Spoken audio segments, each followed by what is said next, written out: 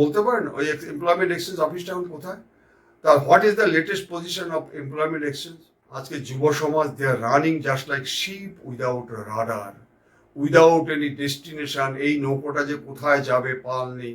তোমার জন্য আমার জন্য চিন্তা করে মরছে যারা, তাদেরই কারো কারো গুপ্ত পকেটগুলো আজ ধনধান্যে পুষ্পে ভরা। এদেরকে চিনুন। আমাদের পুলিশের একজন অফিসারকে কিভাবে আজকে হত্যা করা হয়েছে, তার বাবা। অতএব আজকে হাইকোর্টকে ইন্টারফেয়ার করতে হয়েছে। ওইখানেই তো মাফিয়া চক্র রয়েছে। আমি বলছি আপনাকে, ওইখানেই তো মাফিয়া। টেন্ডার মানেই তো হচ্ছে গন্ডগোল, রক্ত ধারা, রক্ত নদীর ধারা, খুন। ইন্ডিয়ান কনস্টিটিউশন রয়েছে, তা সত্ত্বেও আজকে এক সংখ্যক মানুষ গ্রাহ্যই করছে না, পাত্তাই দিচ্ছে না। আমরা আইন মানি না, একই আইন, একই অপরাধ। যদি সাধারণ মানুষ, গরিব মানুষ যদি করে থাকে, সোজা লক আপ, সোজা লক আপ। আর যদি বিত্তশালী মানুষ, রাজনৈতিক নেতা যদি একই ধারা হয়, লক আপ হচ্ছে না, লটা কেঁপে যাচ্ছে। লটা কেঁপে যায় বন্ধু।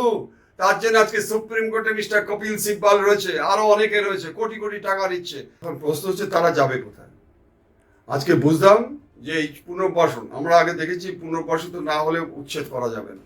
তাহলে যদি তুমি এদেরকে উচ্ছেদ করো, আজকে যদি গভর্নমেন্ট লেভেল থেকে উচ্ছেদ করা হয়, তাহলে তারা যাবে কোথায়? আজকে আমি একটা মেয়ের ছেলে, ভদ্রলোক দেখছিলাম, কাঁদতে কাঁদতে বলছিল যে তার বাবা আজকে হকারি করতো, দোকান করেছে, 46 বছর আগের থেকে দোকান, সেটা তুলে দেওয়া হয়েছে।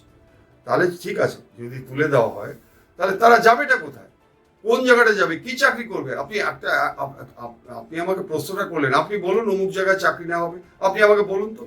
আগে এমপ্লয়মেন্ট এক্সচেঞ্জ ছিল, এমপ্লয়মেন্ট এক্সচেঞ্জ বলে একটা ইউনিট ছিল, মানুষ ওখানে গিয়ে নথিভুক্ত করতো। আচ্ছা, আপনি বলতে পারেন ওই এমপ্লয়মেন্ট এক্সচেঞ্জ অফিসটা এখন কোথায়? তা what is the latest position of employment exchange? আমি বলছি আজকে যুব সমাজ they are running just like ship without rudder, without any destination. এই নৌকোটা যে কোথায় যাবে পাল নেই। একমাত্র তারাও জানে না, আমরাও জানি না। অতএব এই ক্ষেত্রে আমার তো চোখ দিয়ে চলে, tears will roll down through my cheek. আমি আগামী দিনের ভবিষ্যতের কথা, ছেলে মেয়েদের কথা চিন্তা করে বলি যে তারা কিন্তু আমাদেরকে ক্ষমা করবে না। আজকে যে ছেলে মেয়েগুলো এই যে কিছুদিন আগে আমি দেখলাম হায়ার সেকেন্ডারি স্কুল ফাইনাল যে রেজাল্টটা বেরোলো, টোটাল বেরিয়ে বলছে 12 থেকে 14 লক্ষ ছেলে মেয়ে আজকে পাশ করেছে। আপনি বলুন আজকে কি অবস্থা, তারা কোথায় যাবে? চাকরি কোথায়? আপনারা বোধহয় লক্ষ্য করেছেন, অনেকে প্রশ্ন করেছে, সন্দেশখালীতে মেয়েরা কেন ঝাঁটা নিয়ে বেরোলো, ছেলেগুলো কোথায়? আরে ভাই, ছেলেগুলো সব তামিলনাড়ুতে চলে গেছে, এখানে চাকরি নেই, রাজস্থানে চলে গেছে। আপনারা মিছে মিছে বলছেন যে পুরুষ মানুষ কোথায় থাকবে, কোথায়? তারা তো, আপনি খোঁজ দিন না, তারা বাইরে চলে যাচ্ছে। অতএব এই ক্ষেত্রে আমার মনে হচ্ছে আজকে 2011 সালের পরে এখন পর্যন্ত সেই রকম কোনো ইন্ডাস্ট্রি আমরা দেখলাম না যেটা বুক ফুলে আমরা বলতে পারি যে হ্যাঁ, আমাদের পশ্চিমবঙ্গে এই হচ্ছে গিয়ে সাংস্কৃতিক, এই হচ্ছে গিয়ে রবীন্দ্রনাথের পশ্চিমবঙ্গ, এই হচ্ছে গিয়ে আজকে বঙ্কিমচন্দ্র চট্টোপাধ্যায়, নজরুলের পশ্চিমবঙ্গ, এই হচ্ছে বঙ্কিমচন্দ্র শরৎচন্দ্র চট্টোপাধ্যায়ের, বিভূতিভূষণ বন্দ্যোপাধ্যায়ের, এই হচ্ছে আমাদের বাংলা। আর সেই বাংলা আজকে কোথায় চলে যাচ্ছে? আজকে বলতে লজ্জা হচ্ছে যে এইখানকার মন্ত্রী, উপমন্ত্রী, রাষ্ট্রপতিকে পর্যন্ত অপমান করে কথা বলছে। এখানকার মন্ত্রী বা কেউ হয়তো আজকে হচ্ছে আমাদের উপরাষ্ট্রপতিকে অপমান করে কথা বলছে, আবার কেউ কেউ কিন্তু আবার মুখ্যমন্ত্রীকে অপমান। This is the culture.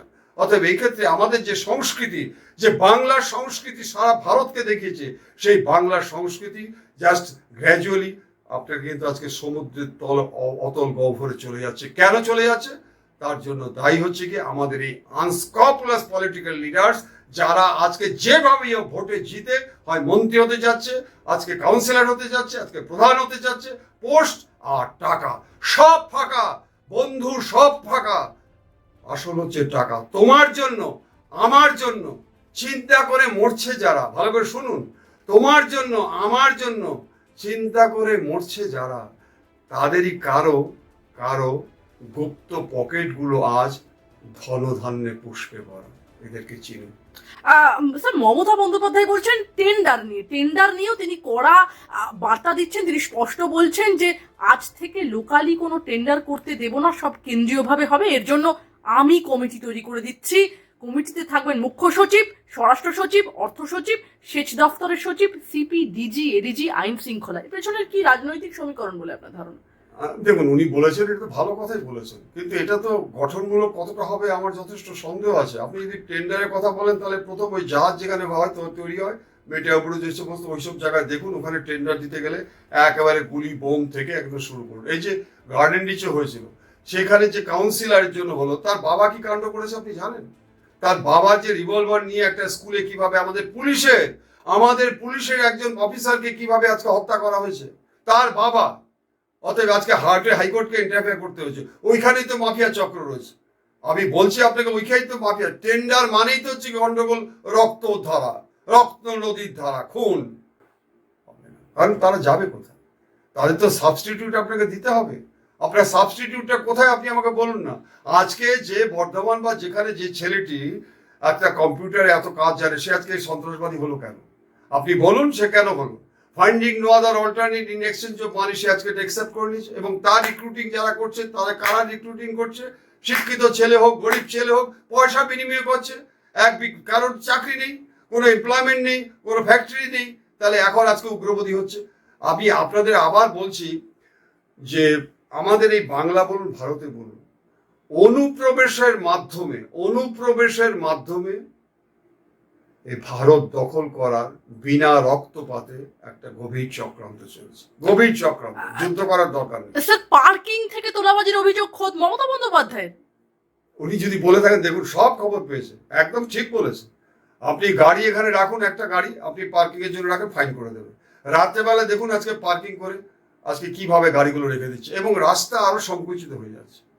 এবং সার্জেন্টদের অনেককে দেখুন কঠোর পরিশ্রম করে ওরা, কিন্তু এই গাড়িগুলো রাস্তা, তুমি গাড়ি কিনেছো, তুমি 90 লক্ষ টাকা দিয়ে 1 কোটি টাকা দিয়ে ফ্ল্যাট কিনেছো, কিন্তু গাড়ি রাখছে হচ্ছে রাস্তায়।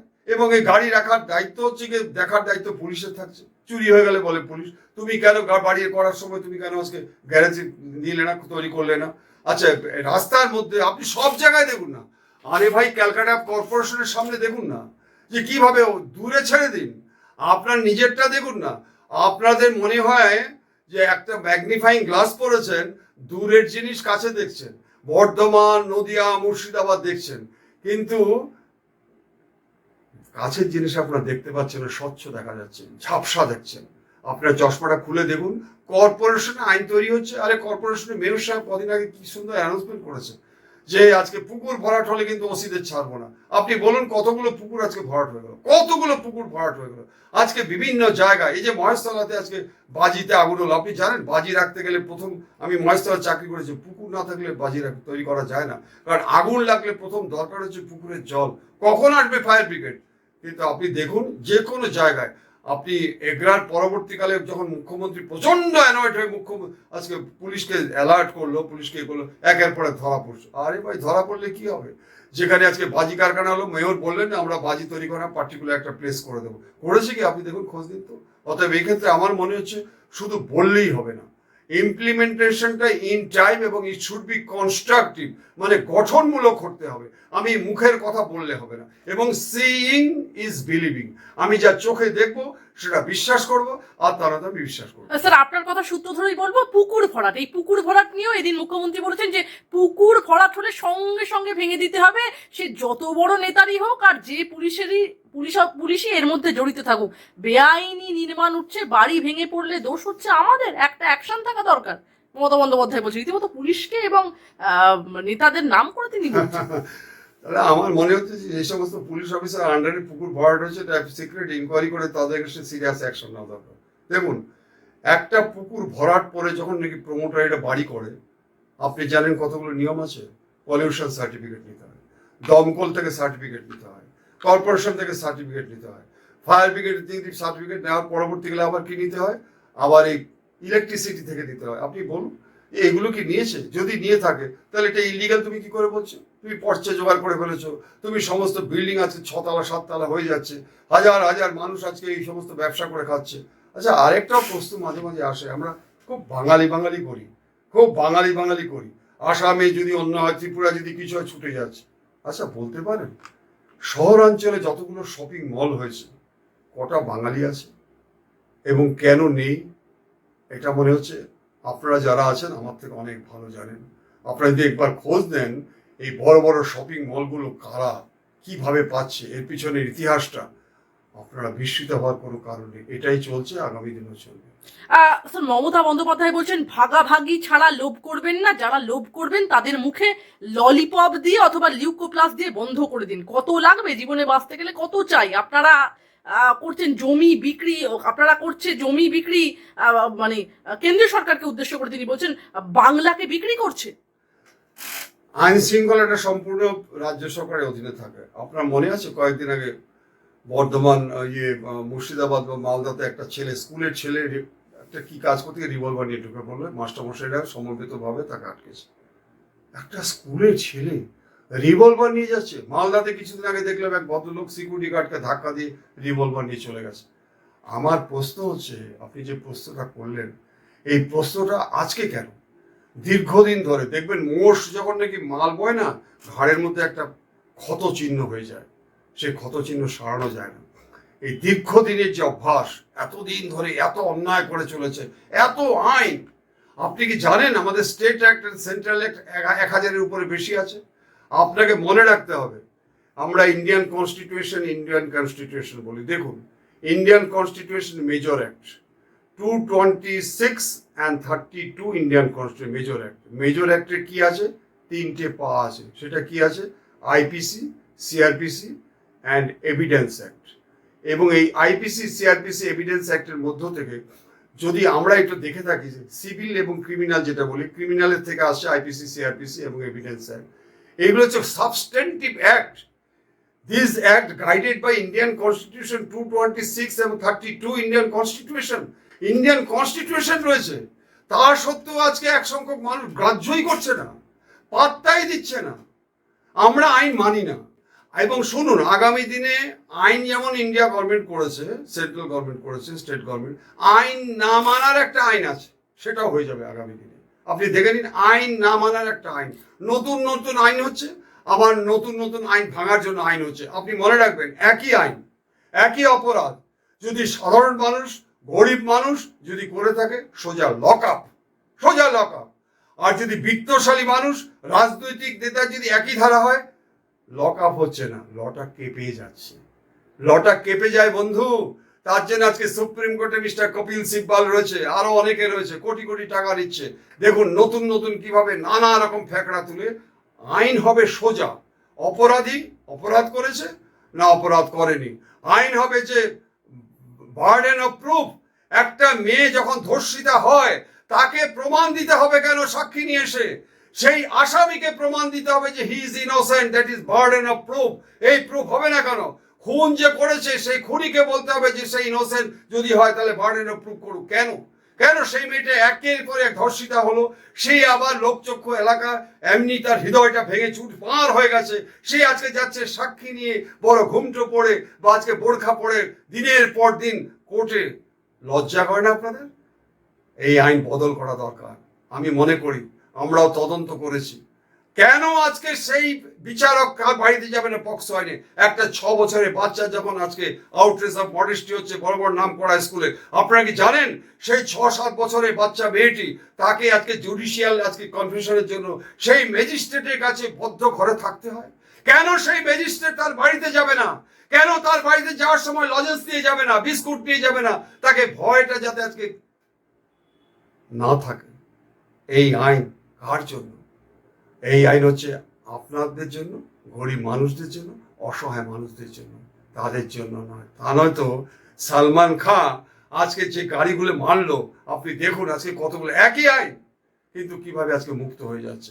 অতএব এই ক্ষেত্রে আমার মনে হচ্ছে আপনার সাধারণ মানুষের হলেও মুক্ত হতো না।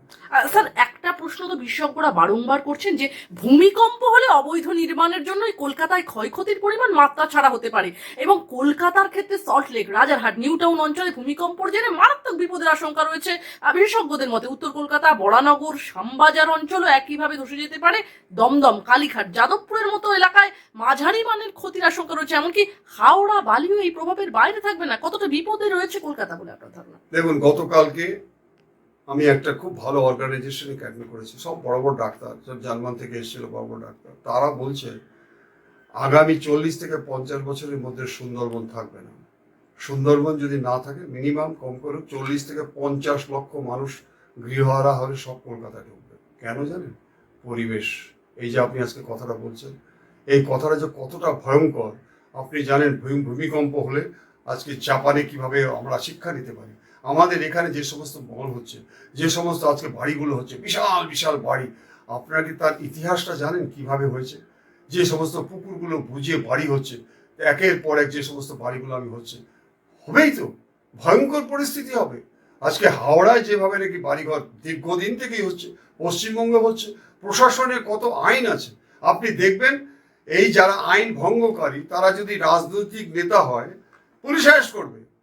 যে বেগে কোর্টে যাবে তার দ্বিগুণ বেগে কিন্তু বেরিয়ে এসে তাকে আবার ফুলের মালা দিয়ে ঘোরানো হবে। এবং তাকে শুধু তাই নয়, তাকে আপনি দেখবেন ভোটের সময় তাকে একটা টিকিট দিয়ে দেওয়া হবে। এটা সব ক্ষেত্রেই বলছি, আমি পার্টিকুলার শাসককে বলবো না। এইটা হচ্ছে আমাদের স্ট্যাটাস, আমাদের কালচার। আজকে শিক্ষা জগতে যে কোনো মানুষ আমরা নিজের মনকে প্রশ্ন করতে পারি যে শিক্ষাগত যোগ্যতা দিয়ে তুমি কি করবে। আমরা ছোটবেলায় পড়তাম লেখাপড়া করে যে গাড়ি ঘোড়া চড়ে সে। এখন লেখাপড়া যে না করে যে গাড়ি ঘোড়া চড়ে সে। আজকে ছেলেপেলেরা লেখাপড়ার মধ্যে আপনি দেখুন না, আমরা আগে দেখতাম রাস্তা দিয়ে গেলে গ্রামের বাচ্চাগুলো কি সুন্দর অ আ ক খ মা পড়াতো, কত কিছু করতো। এখন আপনি দেখুন মোবাইল নিয়ে বসে আছে। এবং সবচেয়ে আরো আশ্চর্য হবেন বলছি, আমি সুন্দরবন এরিয়া বিভিন্ন জায়গায় যে সবচেয়ে আশ্চর্য দেখবেন যে সমস্ত ছেলে মেয়েরা মোবাইল পেয়ে গেছে, সন্ধ্যার পরে রাস্তার পাশে পুটপুট পুটপুট করে দেখছেন। দ্যাট ইজ হচ্ছে কি ইললিগাল জিনিস দেখছে।